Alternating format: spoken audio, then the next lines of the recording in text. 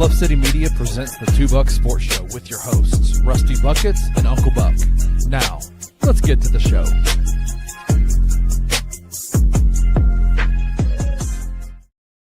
What is up, everybody? Welcome to your Tuesday edition of the Two Buck Sports Show. I am your co-host, Rusty Buckets, coming to you live today in East Memphis, Tennessee. You're going to have to bear with me today. My sinuses feel like a brick. I can't breathe out of my nose. So if I sound like a frog more than usual, that is why. But I've got my guy to carry the water today, Drew Gann, a.k.a. Uncle Buck, hanging out with me. Sir, you were on the phone when you hopped in the studio. Everything good in Power Ranger land? Yeah. Hey, listen, just fixing problems. It's a 24-hour-a-day job. You know, well, I guess it's technically a 23-hour-a-day job. And we just hope that the 1 hour that I'm not answering the phone is between 11 and noon here on Bluff City Media's YouTube channel. Yeah, you know, it typically works out that way, but we have had weather delays and rain delays. If you're fans of the original show back in the day, we had a couple of rain delays, even though our podcast is recorded inside in the comforts of our home. We have had some rain delays, so it wouldn't be the first time for sure. I mean, I'll be honest with you. Like, if you remember the Ravens and 49ers Super Bowl in the Mercedes-Benz Superdome in New Orleans, Louisiana, there was a power outage. And if the Super Bowl can have a power outage, so can Tippah County, Mississippi. So we do the best we can, man. That's just part of it. And, you know, I got to get the power back on if power goes out. It's too dang hot. It is too dang hot for me to ignore the folks that are sweltering in their homes. I know I can speak for the great folks of Tippah County, Mississippi, and say they are grateful for the mighty Morphin Tippah County Power Rangers. That's for sure. That's right. I'm going to spring this on you. I hadn't given you any forewarning about this, but we're always looking for new segments and things that we can try out that are not sports related. Just some buffoonery as you get two buffoons on your screen from 11 to 12. Monday through Friday on Bluff City Media's YouTube channel. And so I thought on Tuesdays, we don't really have one. We're two high-calorie individuals. We enjoy the finer foods of life. And so, Drew, on this Tasting Tuesday, what's the best thing you've ate in the last week? Oh, okay. Putting you right on the spot. I'm good with that. All right, listen. It's been within it has not been. It's been more than a week ago. I was trying to remember. So, no, it was last Saturday, the day that Ole Miss played Kentucky. We had family stuff. Haley had some stuff going on, and I'd just taken just me and Banksy, the baby, went to my parents' house and watched the Ole Miss Kentucky game. And my dad was like, I'm going to make some steaks tonight, and are you going to stick around after the game to eat steaks? Or are you going to head home for the baby's bedtime and all that kind of stuff? So I was like, no. I'll stay and eat since you said steak. And so he had some cowboy ribeyes that he bought from Walmart, no less. So not high expectations. In which he reverse seared. And for those who don't know, that's where you bake the steak in the oven to get the temperature you like. And then you throw it on a piping hot cast iron skillet till you get the desired crunchiness. And I'm telling you, dude, I paid lots of money for steaks in my life. It's the best steak I've ever put in my mouth. Like, it was crunchy. I mean, it had at least a quarter inch of crunch on the thing, and it was pink on the inside, not brownish pink. And he missed rare, which is what I told him, because he likes his medium. I said, do not miss hot, miss cold. And he missed cold. I'm telling you, it was the best steak I've ever put in my mouth. Yeah, when you there's one thing about just throwing a steak on the grill. Like, you can cook it and get it to the right temperature, but like reverse searing, or Maggie got me that sous vide for Christmas, and if you can cook it to that perfect temperature that you want, and then just just super hot sear it and get that crunch, you can't go pay $100 at a steakhouse and get a better one. You can't beat it. A good cut of meat cooked the right way. You don't have to overdress it. Salt, pepper. Throw some butter in the skillet when you get ready. Get a good layer of butter to bubble it up a little bit. You don't have to church it up any. A good steak is good. A bad steak, give me chicken. But It was the best steak I've ever eaten. And you nailed it. If you miss hot, I'm just going to eat the tater and the veggies because like anything above like meat, like medium to me is pushing it. Like I like my steaks as rare as they can possibly come. I just knock the horns off of it and I'm happy. Like it's like I want it maroon in the middle. Like blue rare is my favorite. But you get to medium, and even then it's a little chewy. But you get north of medium, and I'm like Hank Hill from King of the Hill, where Bobby asks him, well, he tells Bobby, I'm cooking these steaks to medium rare. And then Bobby says, well, what if somebody doesn't want medium rare? They want medium well. And Hank turns to Bobby and says, we asked them politely yet firmly to leave. Yeah. I wish I had $1 for every time I heard Rusty say this. So I don't go full rare. Maybe I'm working my way there, and by the time I reach your age, I will be at full rare because I did start like just medium, and now I've worked myself down to medium rare. And the reason why I work myself down to medium rare is because nobody ever undercooks a steak at a restaurant. Mm-hmm. And so that's why I just started ordering medium rare. So yeah, and that's why I always tell them as rare as you could possibly cook them when I go out. Yeah, so for me, a little humble brag, I guess. Like Maggie and I love to make homemade pizzas. It's like one of our favorite, just easy weeknight dinners. And we get these, and we're trying to be a little bit healthier. So we get these cauliflower crusts from Kroger that you can build your own. And I usually make 2. And we make a pepperoni and we make a buffalo chicken. And the pepperoni is just your sauce, your cheese, pepperoni, and some herbs from our little herb garden. And then normally same like mozzarella cheese over Frank's buffalo sauce with shredded chicken, the same herbs, and some blue cheese. Well, last night, we didn't realize we were out of the packaged mozzarella cheese. And so all we had was a ball of mozzarella cheese that I'd bought when I'd made some caprese chicken the other day. And so she was like, oh, well, let's just use that. And so she grated that up and we put that on the pepperoni pizza. And then on the buffalo chicken pizza, she had like a Mexican blend. And so it was like some cheddar and some white cheddar. I had blue cheese on there. And like our pizzas, when we do those, like we'll do that in a salad and that's our dinner. And they're usually pretty good. Last night, just out of the park. Just for it to be that fresh grated, like that real mozzarella cheese, not the ultra pasteurized processed stuff that's in the bag. Like fresh grated, it made it so creamy, and it was just like the perfect gooey cheese on that hard crunch that you could get on this cauliflower crust.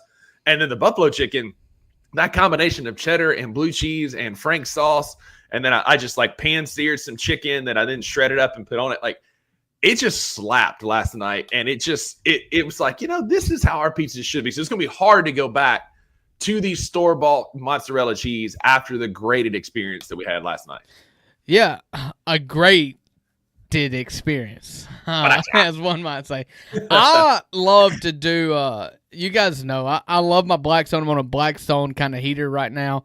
I've been wanting to do a pizza on the Blackstone. I have not done that yet, but I've done many of pizzas on the Big Green Egg. Green Egg, yeah. And it takes some time to figure it out right, because you've got to have the parchment paper, and the hardest part is getting it to the right size, because the convector that you place it on is about the size of a medium pizza, I guess. And so I've always bought the I think last time we did like the Pillsbury that comes in a can like croissants basically, but that's the dough that we buy, and I just can't quite get it to the right size and thickness. It takes a long time to figure that out.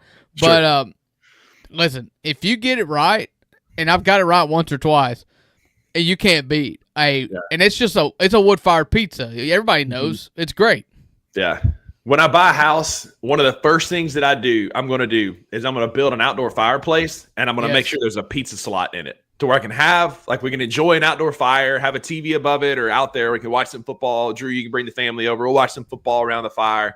But I want a slot in there that while we're watching said football with a roaring fire outside, I can also be cooking up some mean pizzas in it. That's something I've always wanted in a home. I think as I've, became a homeowner and had kids and further immersed myself or inched further into the hermit lifestyle that is becoming of a man in his close to his mid-30s, I dream of an outdoor kitchen. Yeah, so bad, man. I want a fireplace, but I just want the long ranges, that are made of concrete, that have the cutouts for my green egg and my Blackstone, and then a sink, and drawers for all because the Blackstone and the Green Egg have so many accessories that take up so much room. Yeah. I have dreams of an outdoor kitchen, but with my little patio I've got now, if I put an outdoor kitchen up there, my patio would turn into a walkway to the yard. That's it. That's it. 100%. And I am now Team Blackstone, so I get it. I understand it. I've cooked on it a couple times. It's amazing. And I definitely got to have a place for that. The sink, the TV, the whole works. I can just be chefing it up in the backyard. So that's our buffoonery for today. Appreciate y'all humoring us.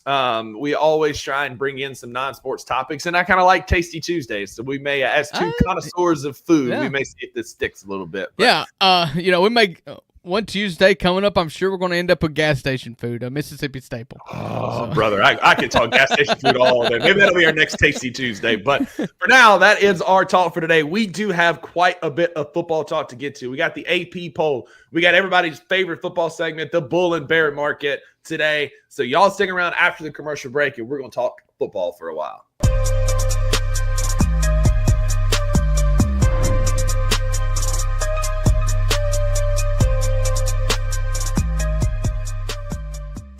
Can Memphis beat Arkansas this week? Can they? Sure. Since 2014, they are 4-0 against opponents when they play 11 a.m. games on ABC. 4-0. Okay. I have a lot of concern about this defense's ability to contain Taylon Green.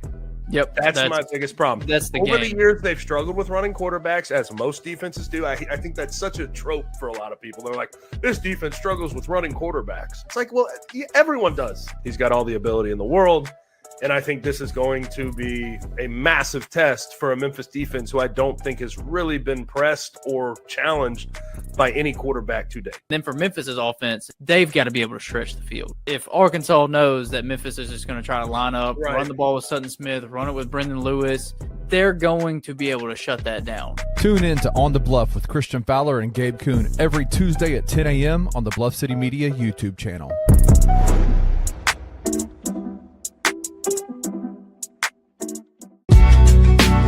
In the heart of the Highland Strip for 27 years, Trilogy Tattoo has helped tell stories for Memphians for generations.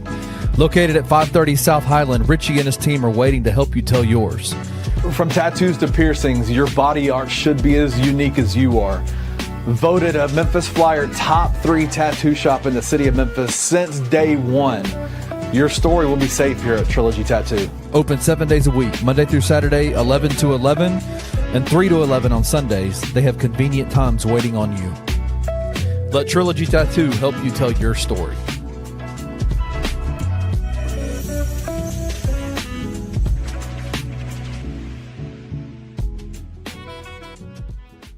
South Florida debuting on this list, number 18. 2-0. Yeah. Memphis Tigers also got one vote on this. I think College Game Day should be in Memphis for that game because, like, the atmosphere on Beale Street was second to none. I'm beating the drum now. Kenny, clip this, get it out as much as you can. We want College Game Day in Memphis on Beale Street for the Memphis-South Florida game if both the teams keep winning. Yeah. And it looks like they will. Jared, I'm sorry, brother, but I think Memphis is going to upset Arkansas. I think you're going to have two undefeated teams playing each other. Come on, Game Day. Come back to Beale. There's very few environments where you're like, I want to be there. I want to be right there. An iconic place to do game day. We're known as a basketball town, but people love their Tigers football. Tune in to The Daily Grind with your host, Luke Hatmaker, every Monday through Friday at 7:30 a.m. live on the Bluff City Media YouTube channel.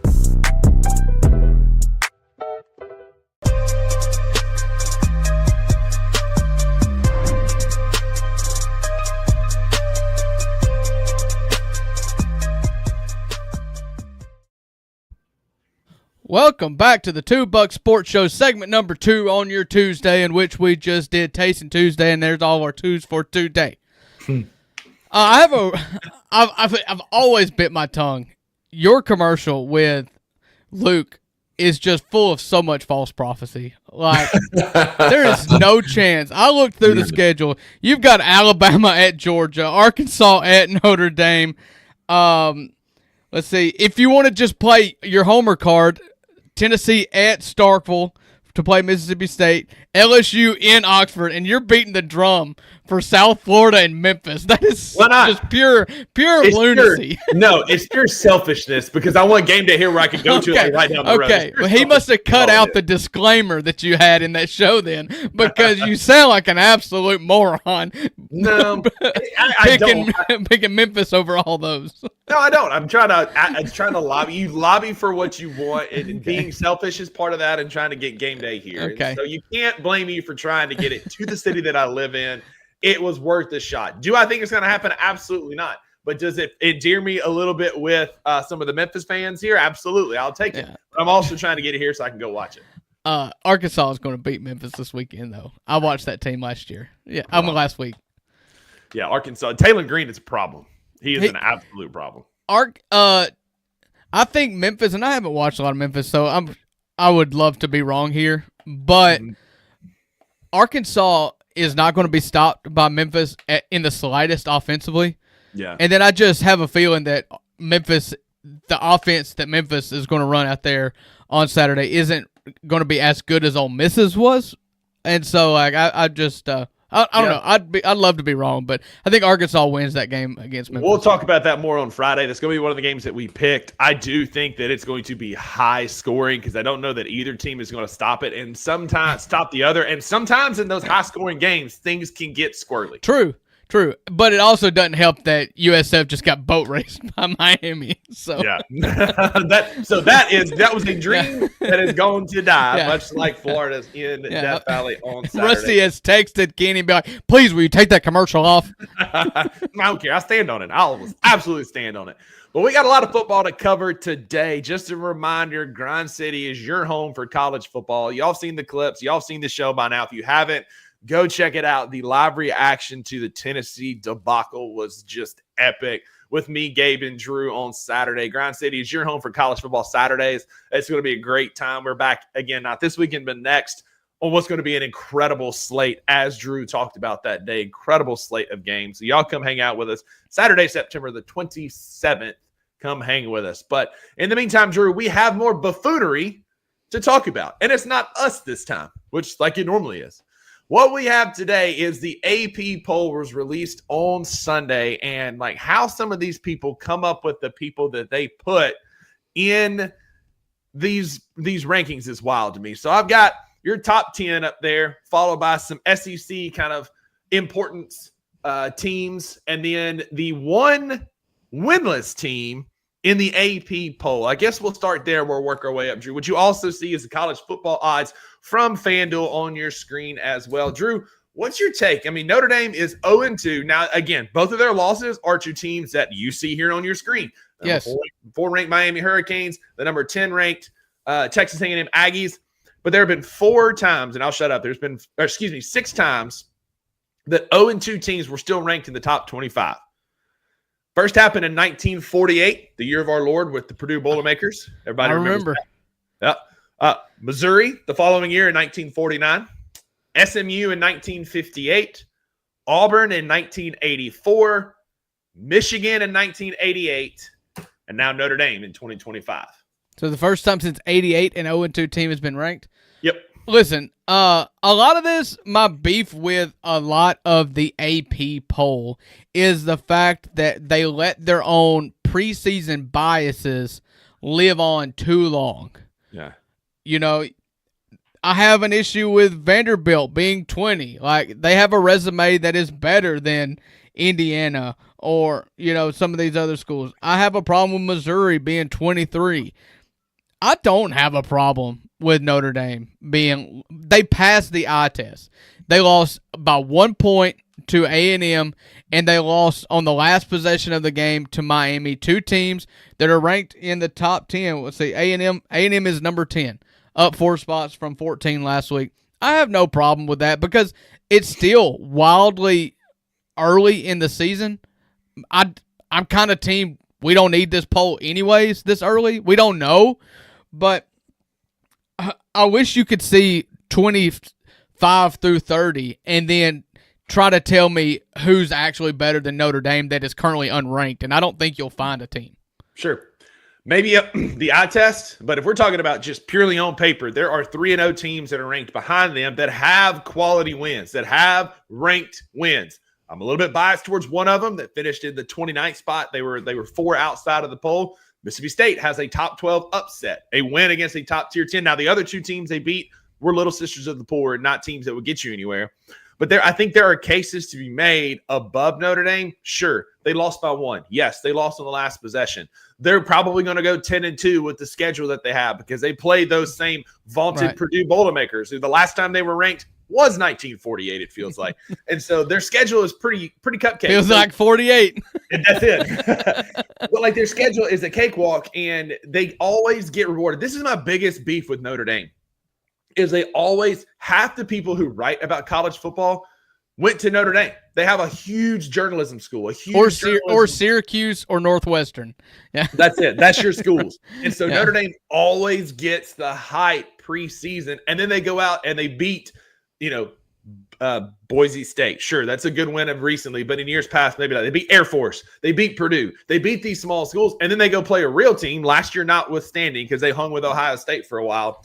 But I'm thinking about the year that they beat Georgia. This year, they beat Georgia. I'm thinking about the year they played Alabama, and Alabama boat raced them. And at halftime, that game was already over for the national championship. And so I got a little beef with it. But at the end of the day, they're going to be one of the top 10 teams again. I'm sure they're going to play their way back up because their schedule is soft, and they're going to finish likely 10-2.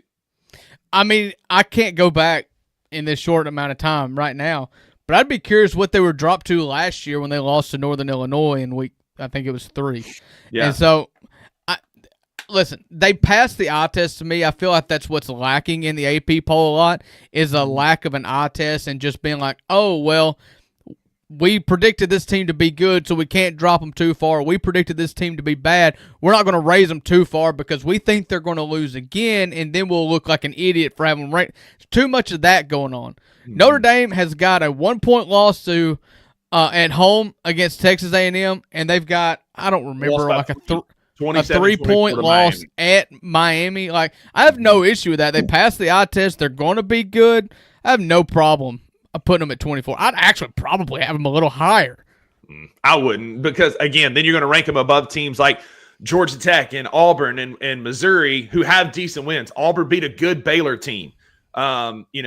Michigan, maybe they lost to Oklahoma, one of the good teams they played. Georgia Tech is ahead of them. I could see a case being ahead of Indiana and Vanderbilt. And I'm here. I'm with you, Edward. I love here. Jared. Oh, sorry. I think. Shout out Jared for finding that. Yeah, they dropped to 18 or 19. He says so from the top 5. So Edward here is asking, like, do they deserve to rank that rank if they went out? I will say the only reason that they might is they play Arkansas on the 27th in 2 weeks. That's the road SEC game. You go to Arkansas and win. We'll call it a quality win. Then on Saturday, October the 18th, they host USC, who has crept into the top 25. They're 25th ranked team now. Other than that, probably not. The only other team that may come close to being ranked is NC State on October the 11th. They're 3-0. Again, ACC's down. They're 3-0. Maybe Pitt, but then they just lost to West Virginia in the backyard brawl. So, like, nobody else is even going to come close.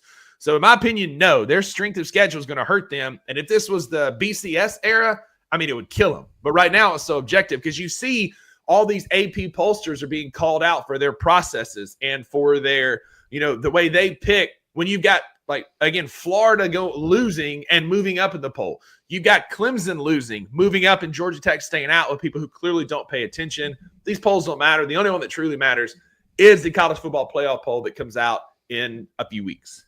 Yeah. I'll believe that they rank strength of schedule when they do because they haven't in the past.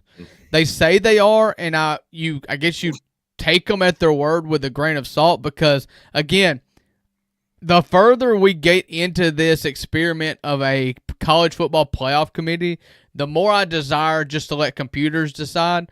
Because right now, if you look at the SP Plus, which is Bill Conley's metric that is always pretty accurate in predicting spreads and wins and losses, he's got Ole Miss in the top 6, I think. I would love, bring that back. And And he's also who was it? Really high on Oklahoma. And so not that I think we should use whichever poll favors Ole Miss, but I just think that it's such a math and computers and analytics do such a better job of capturing real results than a bunch of 70-year-old athletic directors. Yeah. With their own biases. And then they're going to add in Justin to it. He's coming on the playoff picture poll. What is he going to do? Yeah, exactly. Who? Justin Fuente. Oh, the fired Virginia Tech coach. Virginia Tech coach who won at Memphis, was terrible at Virginia Tech, and now he's on the playoff team. Yeah, Jared says in the comments BCS wasn't that bad. BCS got a bad rap because you only had 2 teams that were playing for a national championship. If you expanded it now, since you've expanded it now, I think the BCS would be great. You know, Auburn had a big beef with the BCS because they were the 3rd undefeated team, number 3, out of 3 undefeated teams, and didn't get into the national championship that year. Yeah. That's not going to happen anymore. Yep. So you've got minus odds all the way up to Florida State at 7th, and then Illinois and Texas A&M at 9th and 10th.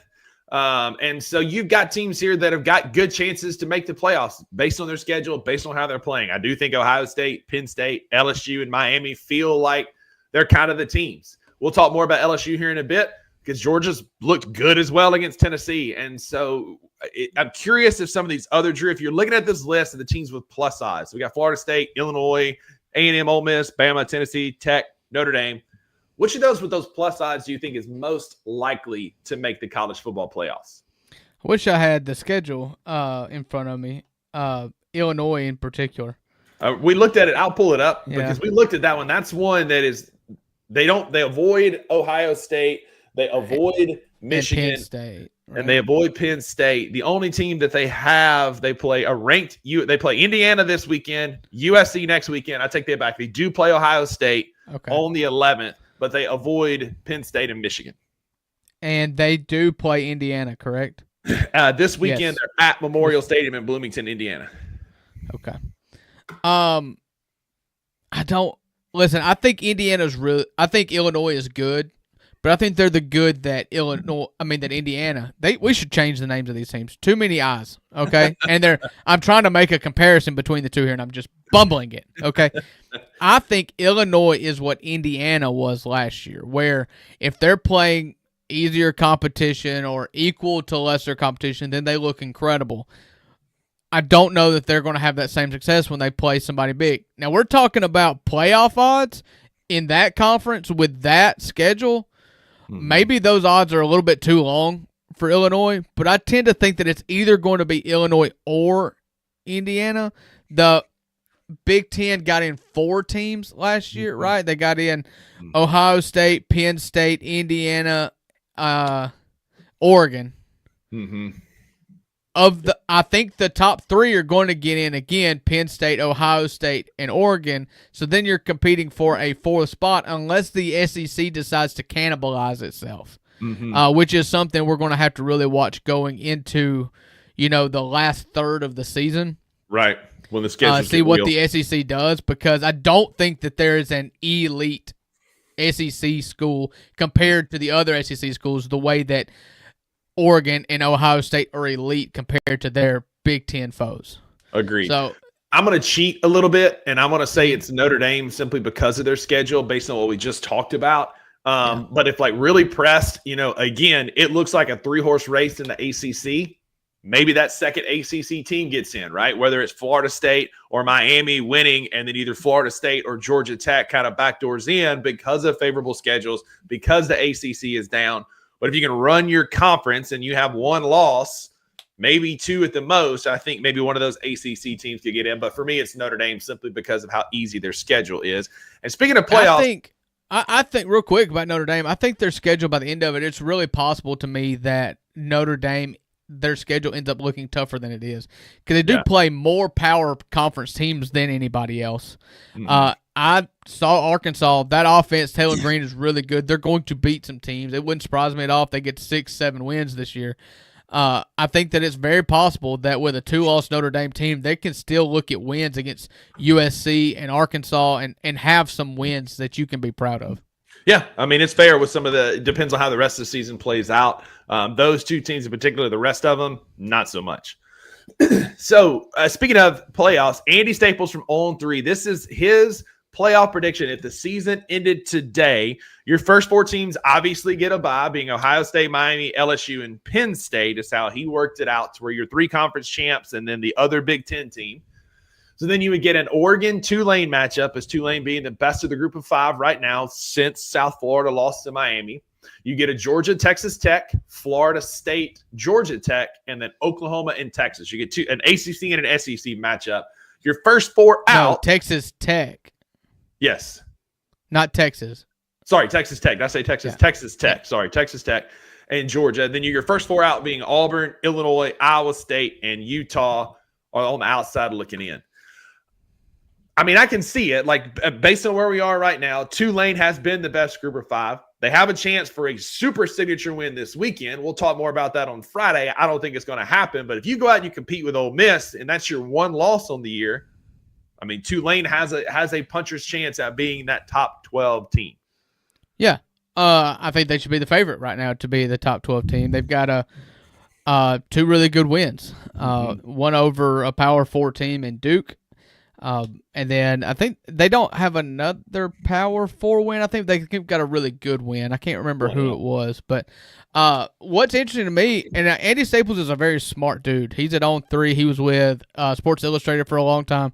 I feel like he is as well-sourced as anybody. And yeah, I don't know. They beat the Big Ten, Northwestern. It's Northwestern. Okay. They beat Northwestern 23-3, South Alabama 33-31, and 34-27 over Duke. And the South Alabama team hung with Auburn for a while on Saturday. So this is what I'm just kind of going to pay attention to, these big guys, is the distribution between conferences. And so Andy Staples has, from the ACC, has 4 teams: Ohio State, Penn State, Oregon, and who am I missing? I just counted the Big Ten. The Big Ten: Ohio State, Penn State, Oregon. That's it. Those 3. Okay, and then so then from and Illinois is one of the first 4 out. That's the 4th Big Ten team. That's what I was counting. And then from the SEC, he's got LSU, Georgia, Oklahoma, only 3 teams. And then from the ACC, which is probably the surprising one, he's got Florida State and Georgia Tech. And Miami, having 3 teams. So a more evenly distributed playoff when it comes to just bids per conference. Yeah. I don't see anything wrong with this list. I'm going to talk about Texas Tech in a minute. And when we get to our bear and bull market. Listen, a lot of this will take care of itself, but I don't see many holes. I don't see anything that I would be outraged about.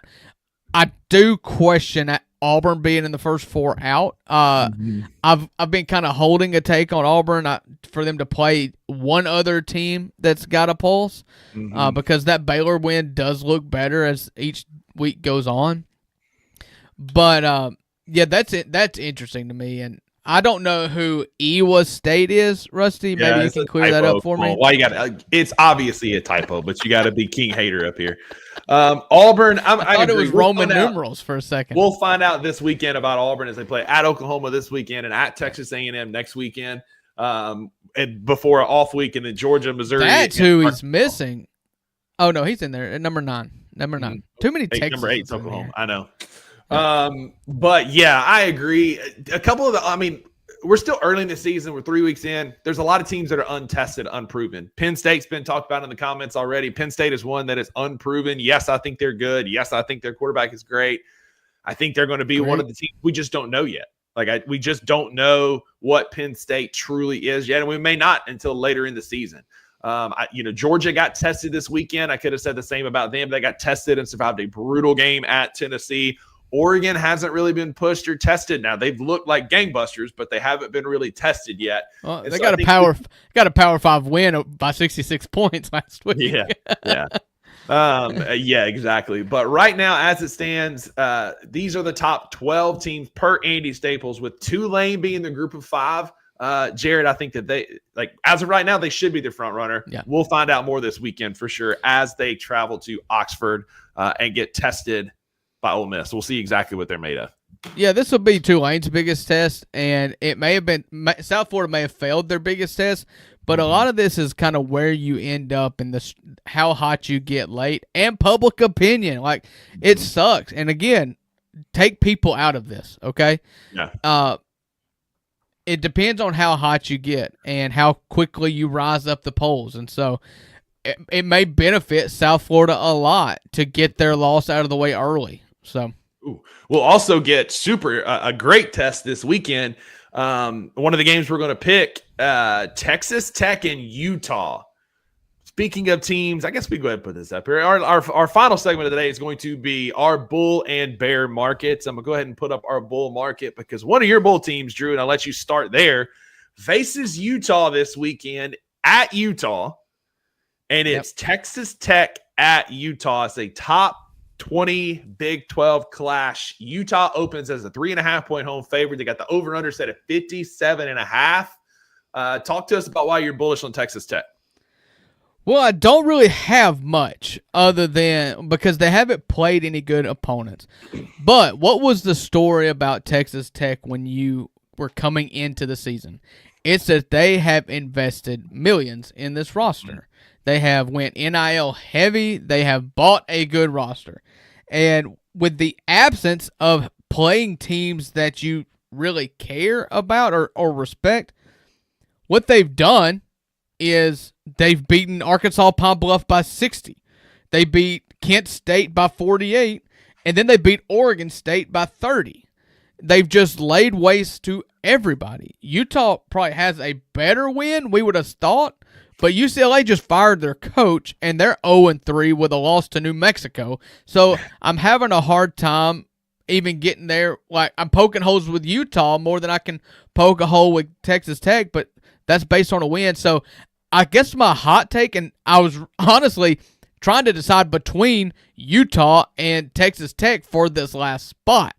Mm-hmm. And I ended up landing on Texas Tech because of the amount of money spent, and they've just laid waste to everybody. Mm-hmm. But Utah is, you look out a lot. They finally aged out AARP, your guy, Cam Rising.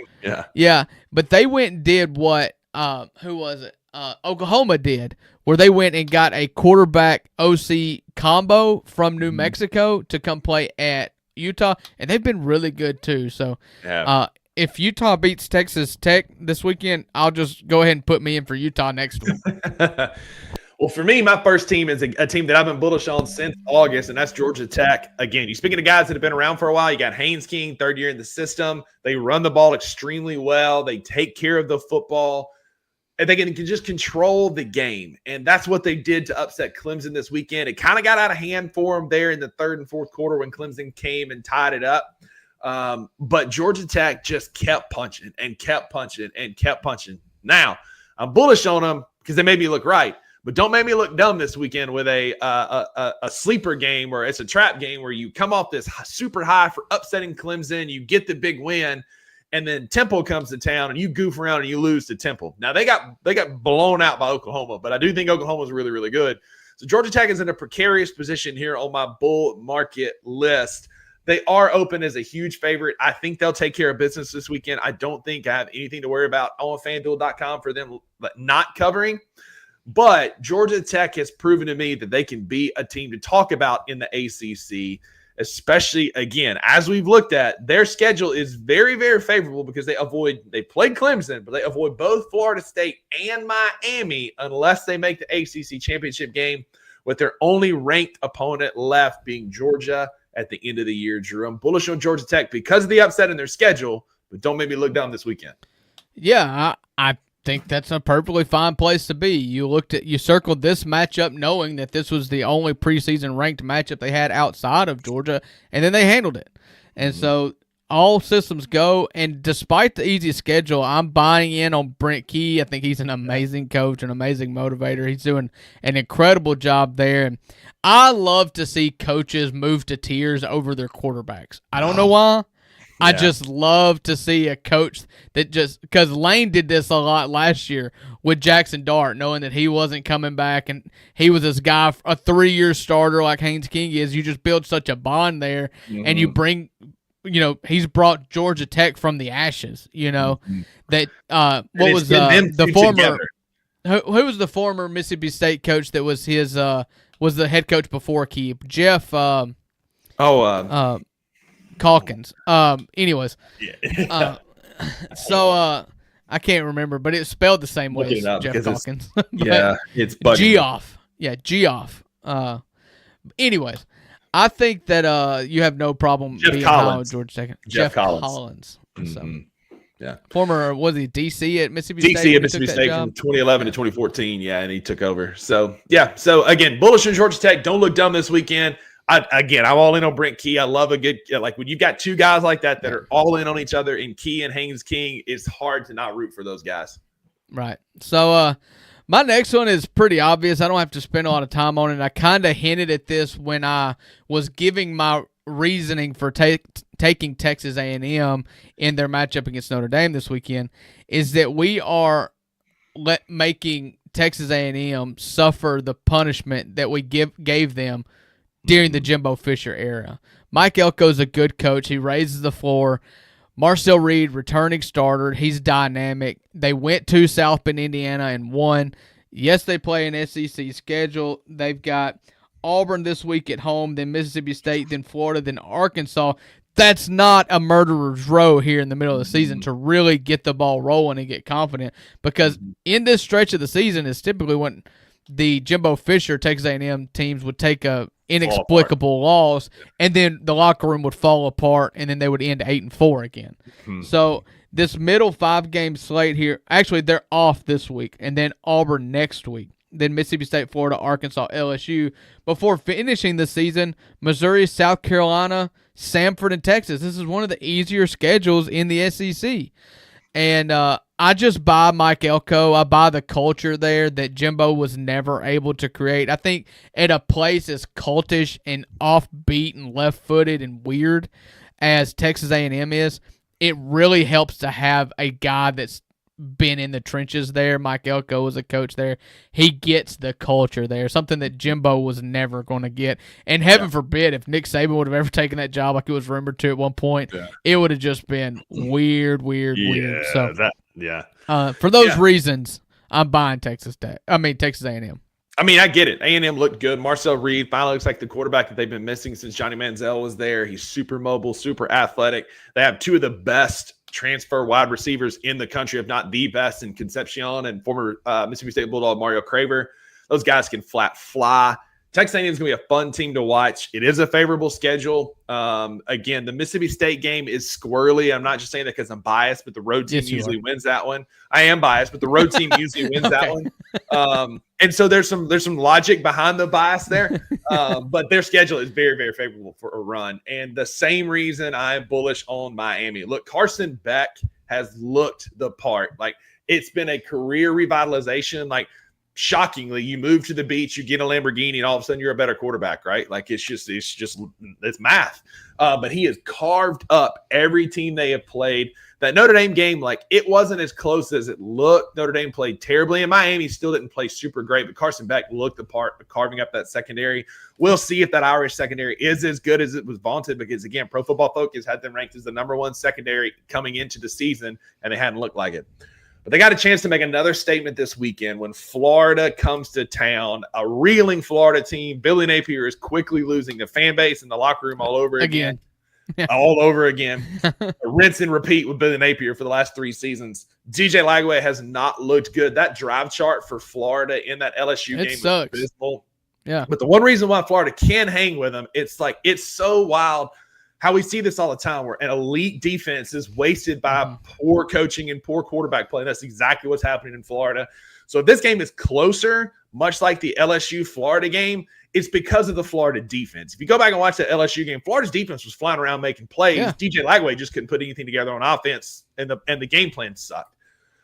But Miami's defense is really, really good. Carson Beck has looked great. They got a ton of athletes all over the field. I look for Miami to win convincingly this weekend and continue the roll.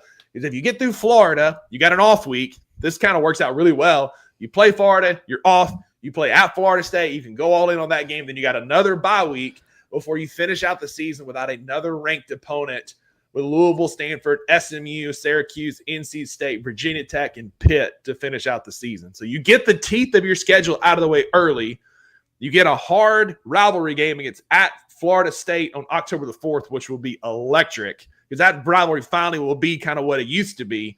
You get a bye week, and then you don't have quite the tough back end of your schedule. Miami could finish the season undefeated if you get to these next two games. Yeah, right now, what's the FanDuel line about a touchdown for that 7.5, I believe, is what I saw earlier on FanDuel.com right now. I saw 7.5 elsewhere that I will not mention. But, 7.5 for Miami, Florida. The over-under is set at 51.5. If you want to take Florida on the money line, it's plus 235. Yeah, okay. I was going to see what the money line. Yeah, you can get plus 250 on ESPN. So we're going to talk about those places. Yeah, no, I wouldn't take it. Those odds. Anyways, let's go to our bear market. Yeah, so those are teams we're high on. What goes up must come down. In a bear market, investors are not as likely to spend money. And so this is our bear market again. Typo as I was making these early this morning, but this is our bear, not our bull market. Oh, okay. You just messed up the title. No big deal. That's it. Yeah, I'm 0 for 2 on graphics today. All right. You want to start or you want me to start? I'll start. South Carolina, screw you, man. Like, I've been bullish on South Carolina for all season. It doesn't hurt that Lenore Sellers went out with a pop knot big enough you could hitch a bass boat to when he got hit in the head. It just didn't look he had a trailer hitch head. Yeah, he got a pop knot. They were mashing it on the sideline, and it was like squish, I don't think you should do that. Yeah, it was just like, does this hurt? Does this hurt? Does this hurt? But he got knocked out of the game, and it's once again Shane Beamer struggles with offensive football.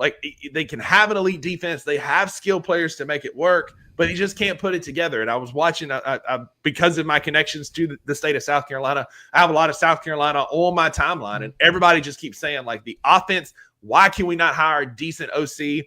And then these sideline meltdowns in games where we're clearly being outcoached, outclassed, and outplayed are getting old. And so they're starting to get tired of Shane Beamer's antics there. Because of that, there's those rumblings there. When the coach starts losing a fan base and the locker room follows soon, it could be an ugly season for South Carolina. I mean, I was bullish on them early in the season multiple times. They were on my bull market earlier in the year. They play at Missouri right now on FanDuel. They are 13.5-point road dog in Columbia. It all can be made right. Yeah. But it all could be made right. You go up there and you upset Missouri and Columbia, and everybody loves you again. But what I saw against Vanderbilt out-physicaled him, punched him square in the mouth, and South Carolina didn't do anything about it. Yeah, I was never all the way in on South Carolina, and I definitely wasn't ever all the way in on Lenore Sellers. Listen, injuries aside, there's a lot of parallels to what happened at South Carolina last year and what happened at Florida this year. And history's repeating itself on both fronts. And we'll see if they end the year the way that they ended the year last year. But they both took bad losses early, and they had inconsistent quarterback play. But they figured it out late. South Carolina won their last 6 games of the year. Florida ended up 8-4, I think, with a home win against Ole Miss, which was a top 10, 12 team at that time. The book isn't written, and that's why I'm not really ready to close it on both of them. However, I'll tell you this, and I'll lock this in for the whole season. Give me Taylor Green over Lenore Sellers, 10 out of 10. Oh, absolutely. What I've seen so far, absolutely. Yeah. Absolutely. I mean, even last year, Ole Miss beat the brakes off of Arkansas last year, but Taylor Green didn't even play in half that game. Taylor Green is dynamic the way that Lenore Sellers is, but when you put Taylor Green in a Bobby Petrino offense, look out. Taylor Green will be more highly drafted than Lenore Sellers, or somebody will be making a mistake. Yeah, I mean, I agree with that. Yeah. All right, my first one is LSU, and maybe this is just this is an indictment on Clemson as well. But we put a lot of stock in a Week 1 win on the road in the other Death Valley in South Carolina for LSU. It was a big win. I was big on LSU. I think all the pieces are there for LSU, but just like you're seeing what you mentioned with South Carolina, I think it also can be held true a little bit to LSU as well. It's like, I can't put my finger on it, but why are we not scoring the football? Florida gave you 5 turnovers at home at night in Baton Rouge, Louisiana, and you scored 20 points on it, and only 10 of them were offensive points because there was a pick 6 in the first quarter. That got you 7, and then another pick. They got deep in Florida territory. They went 3 and out and kicked a field goal, so I'm not really even going to give the offense any credit for that one either. So you scored 10 points when given the ball 5 times by your opponent, and you're at home in a place where you call it toxic, where you call the best home field environment in football. And not LSU fans aren't the only ones that say that, by the way. Yeah. There's something weird there. Brian Kelly, when asked about the offense in his post-game press conference, the first question he was asked, he went off, and the question is fair. You're not scoring points. You've got a returning quarterback that I think is really good. A lot of people think really good and think that he turned down a lot of money in the NFL to come back to LSU and potentially be a higher draft pick this year. It's just not working. Maybe it's early in the season. They can't figure it out. They're winning anyway, so who cares, I guess, But you're going to have to score some points in this league at some point. I think some of that can be contributed. Like, there are concerns. Nussmeier he's good. I think he's going to get better, but he hasn't been great. They don't run the ball extremely well. That's what really set Brian Kelly off. Don't question his running game, even though there are questions to be had. He said, look at the last play of the game. And it's like, okay, what about the rest of the game? But anyway, I think some of that can be contributed to Florida's defense is elite and controlling them, but it is something to monitor as the season goes on.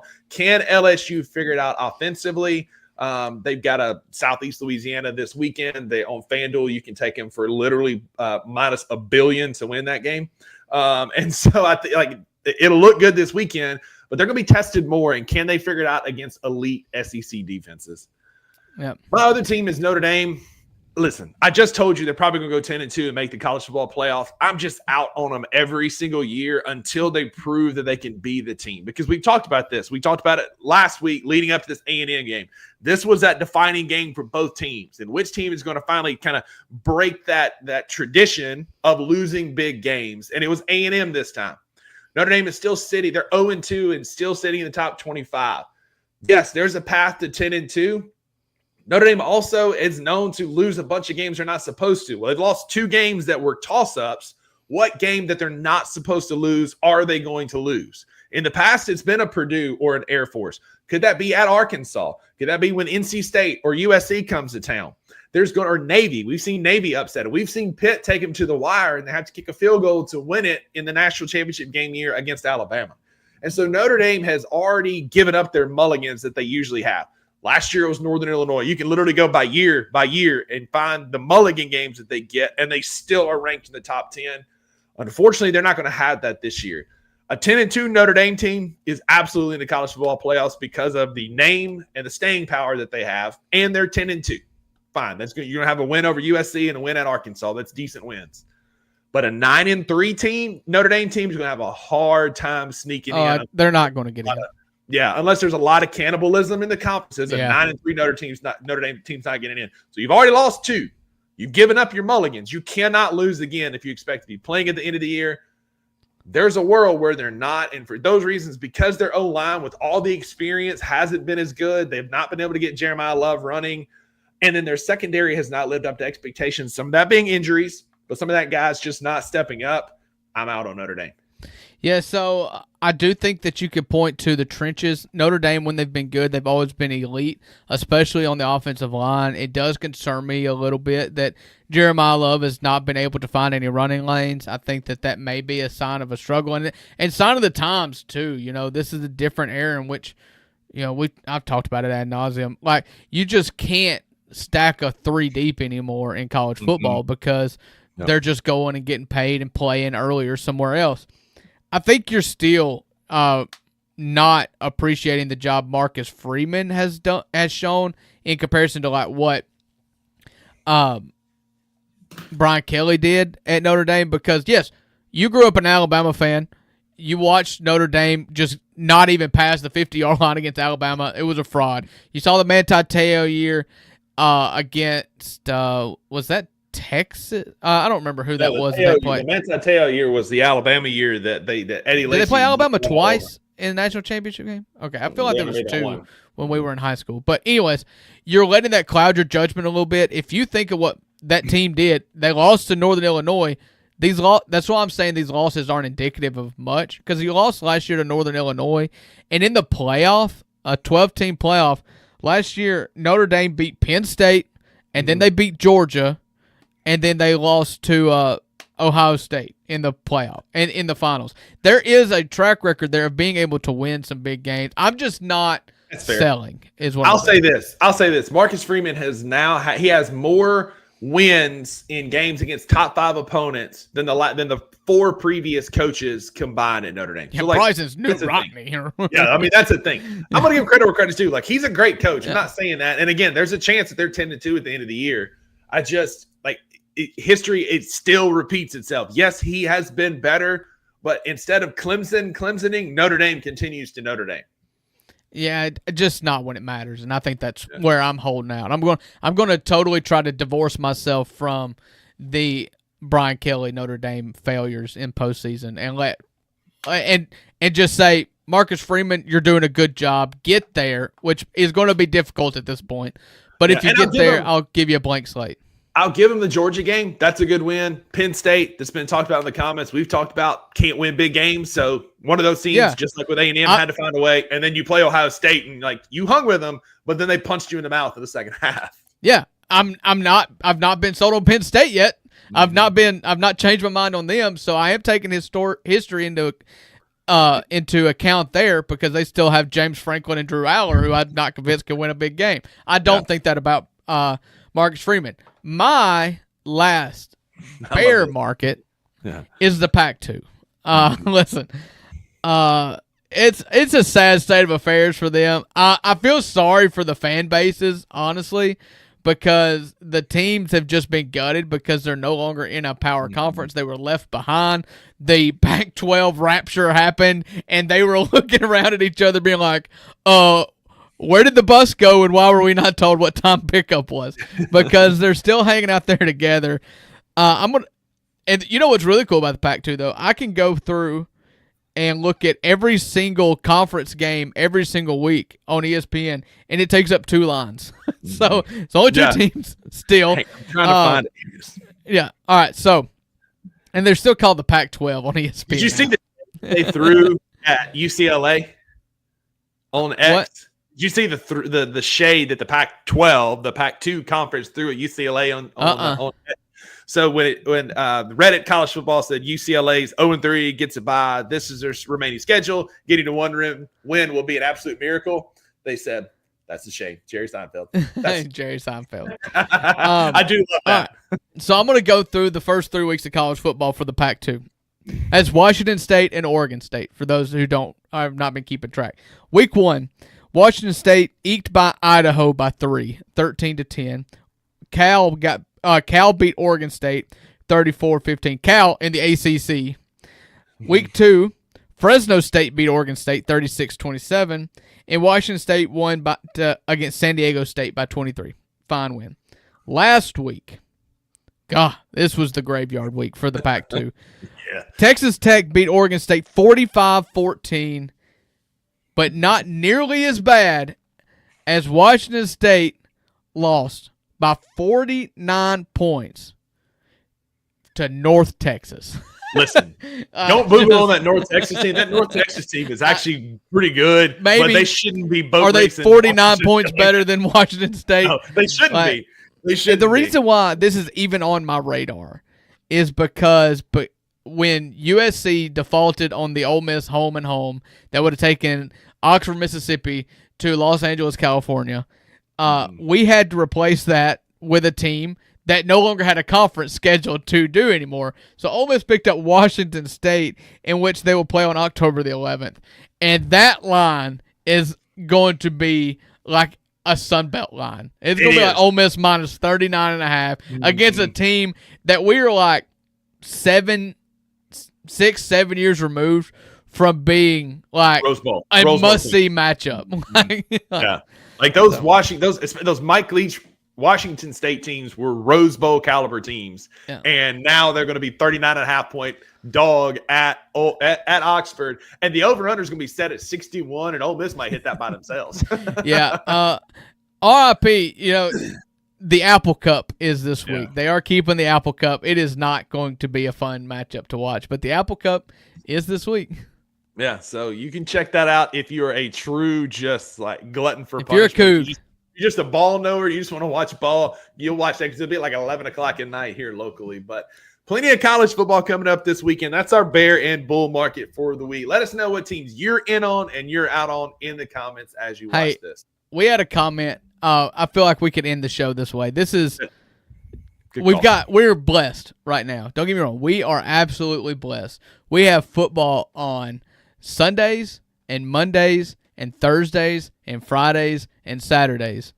But King Meeks asks the question that I ask every single Tuesday. What are we watching tonight? Like, I don't know. I think I'm going to look. Last Tuesday, I looked at the TV guide, and the only thing that popped up was WNBA, and I turned on Netflix. So, how are you going to waste your time tonight? Yeah, so we started watching Wednesday on Netflix, which was great. I watched the first one; it was really good. I actually have softball tonight, men's league softball. I have 2 games at 6:15, 7:15, so I'm going to play both of those. That's how I'm going to waste my time tonight. And so you can come watch that if you want to. It's at Bellevue Baptist Church. You're welcome to come watch that. I don't know why you would, but you could. And they're probably not going to charge an entry fee, are they? No, it's free. You can come watch. It's free. Yeah. So, I've got an event tonight with my mom, a kind of a benefit thing that she's a part of. So that's where me and my wife are going.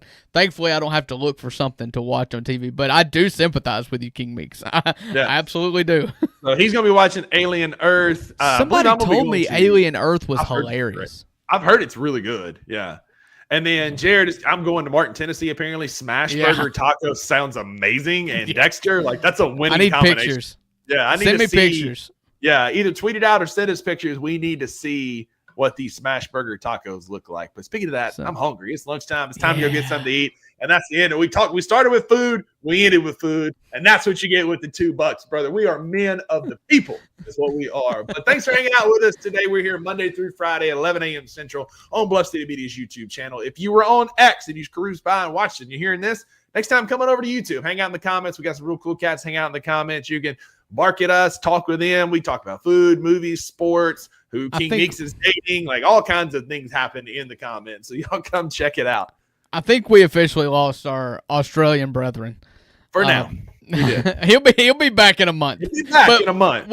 We need to give him his time, I think. I'm not gonna send him the bro message yet, you know. So. Well, we're getting there. Like, he's going to get that you up text here. That's what's coming from Drew. Because if Drew texts you up at 10 o'clock and you up, you get a phone call. But if not, he moves on.